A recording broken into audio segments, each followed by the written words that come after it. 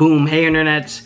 Anthony Christopher, he's the founder of Drawlz brand. I've actually been working with him for probably the last year or so on the consulting level, and it's been amazing to watch him make really clutch moves to progress his brand forward. Couple key notes. During the pandemic, which was super uncharted territory and crazy times, the company did north of 80 grand 3 months in a row, prompting him to leave his job so he could focus full time on the brand. Also, the job he left, six-figure job in commercial banking. So I was eager to jump into his mind state and sort of his approach to launching the brand and what they're looking at moving forward. Great case study for the channel, lots of value. Let's jump into that interview right now.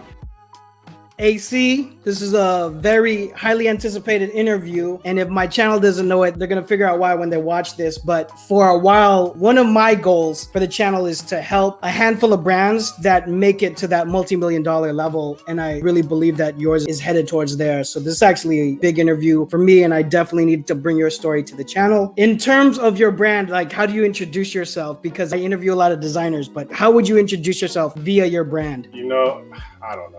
I own it. Owner, founder. I don't really like to be called designer. I mean, I'm just figuring it out. So, you know, prior to this, I was telling you that's one reason why I wanted to bring your story to the channel is I have a bunch of people that ask me, what if I'm not a designer? I'm not artistic. And the logistical side of me is trying to tell them that's not a problem. And so you're a great example of that. Tell me, how did Drawlz brand, how did it begin for you? Like, how did it start? Well, you know, I mean, kind of before I get into that, just kind of going back to you and me not being a designer. I mean, YouTube, I've been following you for well longer than we've ever been in contact. So thank you, first of all, because you got me through a whole lot of stuff. And so I'm the one that's actually really excited to be on here because I've watched your YouTube. I'm like, damn, one day maybe my brand will be talking to him, you know, and it's happening. So that's pretty cool. To answer your question, I just had an idea, man. And I just, like we talked before, I'm in finance, commercial banking. So I work with businesses all day long. That's all I do. And I found out real quick that the people that make money are the people that own businesses, not the people that are servicing the businesses. Yeah, you can make good money, but people making the real money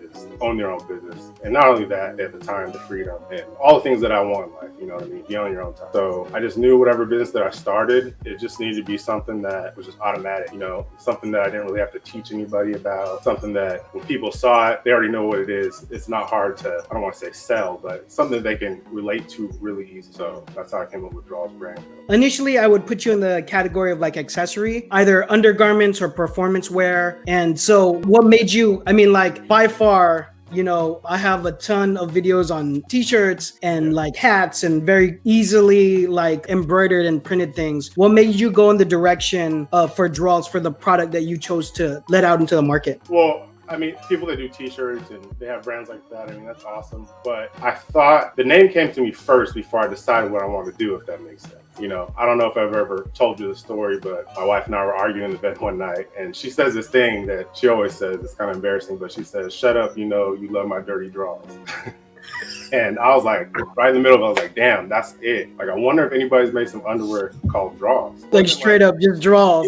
Yeah, it was like, we already used the word. I wonder if someone made it. So, you know, it wasn't about, am I going to do a t-shirt or I want to do underwear? It wasn't that. It was like, okay, I got the name. That right there is going to give me 10 steps ahead starting out a business. Because, I mean, I think I said this to you before also, look at a shirt with a collar and short sleeves. You call it a polo, but that's a brand. That's not actually what the shirt is. But polo is synonymous with that. Drawlz, and I mean, I guess in my world, my culture is underwear. I didn't have to teach anybody that. When somebody says it, they're already gonna know what it is. So that's kind of how I decided to do underwear versus, you know, trying to do something else in apparel. So it wasn't even apparel that was on my mind. It was just the name. It seemed like a good idea. Dope. Yeah, I think it goes along with what you're saying of like basically moving backwards from having simplicity, right? So right along with the branding, you know what it is, you know what you're getting. That's interesting. Yeah, backwards, dude. Like it wasn't.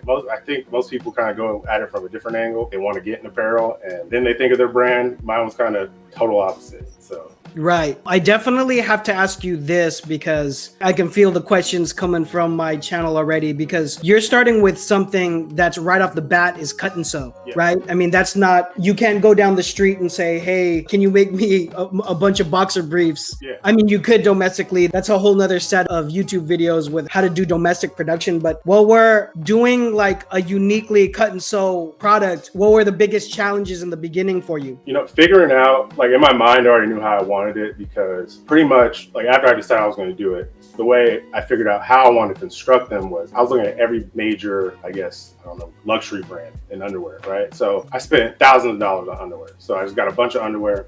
And I was like, okay, this brand, I like this from there. Oh, and I like this from this brand. So I just started kind of piecing my perfect pair of underwear together. And from that point, that was the hardest part, is finding people to like put it together for you. So after wasting a lot of money, like, I don't know if you've ever heard of those companies out there where they'll bring your apparel to life, but you pay them all this dang money. And oh, like people like here in the United States that'll do it? Yeah, like I can name, but you pay them money and, you know, they kind of consult with you. They get tech packs going and all that. Well, I didn't pay for all that stuff, but I did a bunch of different consultations. So basically, I was getting free time. So I pretty much gathered all that information, paired with YouTube, and started finding manufacturers. And it took me about 3.5 years to get it right, probably like 80 samples. A lot of money, getting money stolen from manufacturers in Pakistan. And, you know, making a lot of mistakes, but it finally came together. Wow, that definitely sounds like the road. I just wanted to definitely hear it from your side of it. Yeah. So I spoke about this on a live stream, but I didn't say your name. It was just like, you know, a brand that I'm working with. And so I wanted to really frame this because we're still, at the time that we're shooting this, we're coming off of the pandemic. So really crazy year for us. And so you come from the world of finance. You work in commercial banking, right? So this, in all true senses of the word, is a side hustle that has grown and grown, but now you're really focused on this and you actually left your job. Yeah. And that's after it performing extremely well, like 3 months in a row. I remember we were talking, right? It was like 3 months in a row. Tell me about that decision, or did you set that up where you were like, oh, if it does this well after 3 months, I really should consider leaving? I mean, it was obviously making more than your salary, or walk me through that decision making. You know, at first when I said, okay, I'm gonna leave my job when I can pay off all my bills, I have no debt, and I can pay off my house. And then I don't want to how can I say this in the best way? Yes, the pandemic is unfortunate, but for me personally, it was a great time for me to grow my brand because in commercial banking, I'm working at home and I'm running a brand and I'm working on the commercial banking stuff. And then it started, I was checking emails and I was working on my brand, and, you know, it just started snowballing into more work and more work. And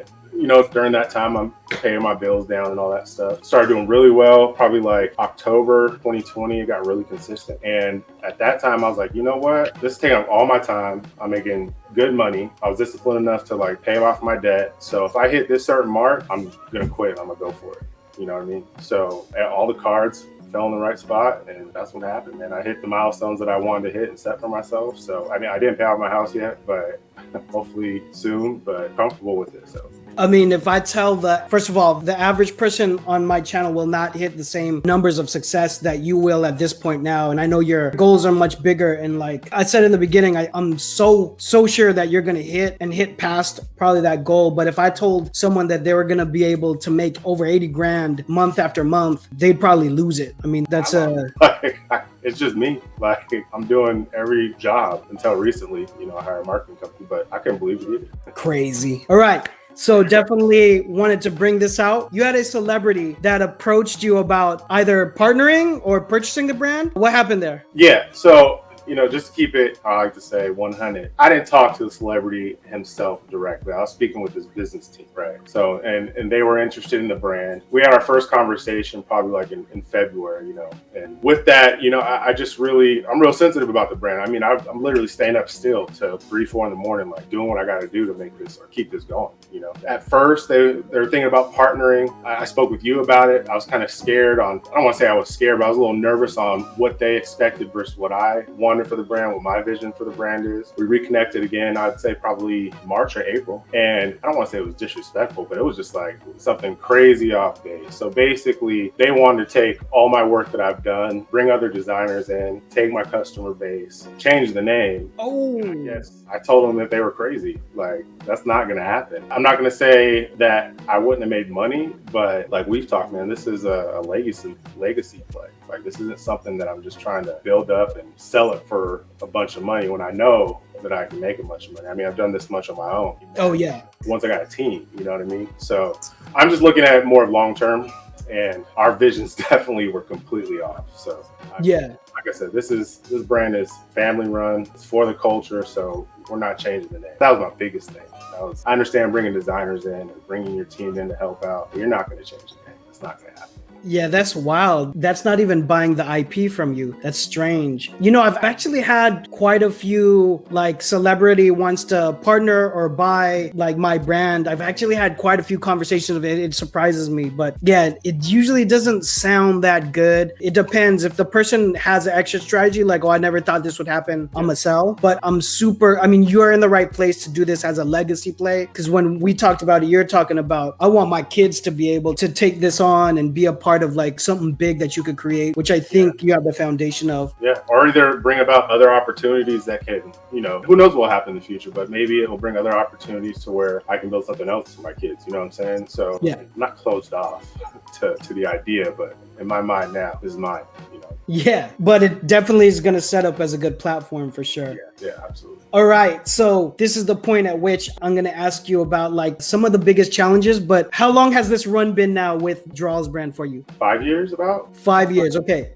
From the thought of it to now, yeah. Okay, yeah, so some people will say, well, I got my DBA on this date, because then that means there's 2 years you were thinking about it. So let's just say 5 years. Yeah. In that time, obviously it's like part of my job now to speak to people who are developing brands. I've had this idea for 10 years. I started this in college, or they're in different stages, but in that 5 years, you've been real fastidious and you've built, I mean, I'm talking about you're one in more than 1,000 for sure, like maybe 1 in 5,000 in terms of the success you're hitting, and then the real opportunity to make it to that multi-million-dollar mark. What advice do you have for people in my channel that is like, man, I'd like to hit a portion of the success that AC is getting with Drawlz? I mean, everybody's going to say consistency, which, yeah, that's right. It's consistency. But I think the most important thing is that no matter what day it is, you take a step forward. You know what I mean? Because whether it's a baby step or a big step, those steps are going to turn into goals that you make for yourself. By taking those steps every day, those goals are going to turn into accomplishments. And then from that point, you get new goals and bigger goals, and you just keep stepping along, man. Just learn something every day. I mean, I'm telling you, every day, something. I mean,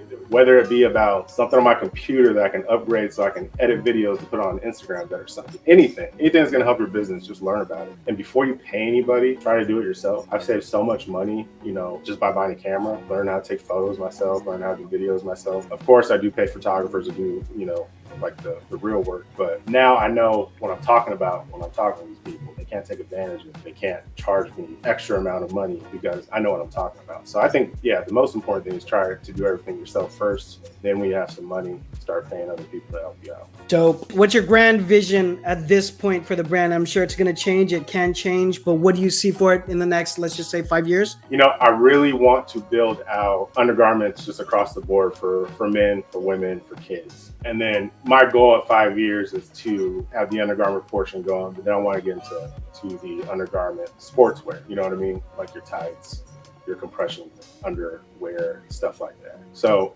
I mean, the goal is just anything and everything underwear. And I mean, I've sent you a pair of Drawlz. The quality is really good. And that's kind of the most important thing to me, is that when people get these, it's A1. Like if they have seen something like it, it's the best thing that they've ever worn. You know what I mean? Yeah. The testimonials are off the hook, man. Yeah. I mean, the reviews, people love them, man. And that's just what I want to continue. You know? Yeah.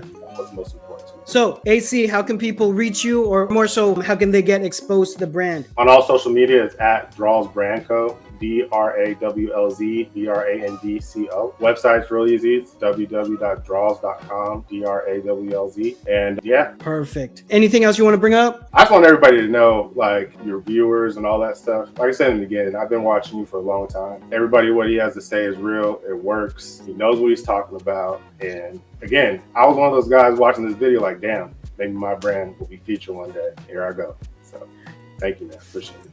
Bruh, I appreciate you for your time. I cannot wait to see you make these power moves, which I just know you're going to do. Your due diligence is there. It's crazy. Your work ethic is, man, it's more than what it needs to be. I'm glad to bring your story to my channel. I think everyone's going to get some benefit from it. It's really surreal, man, for real. Like, like I told you, I've watched you for years, so awesome.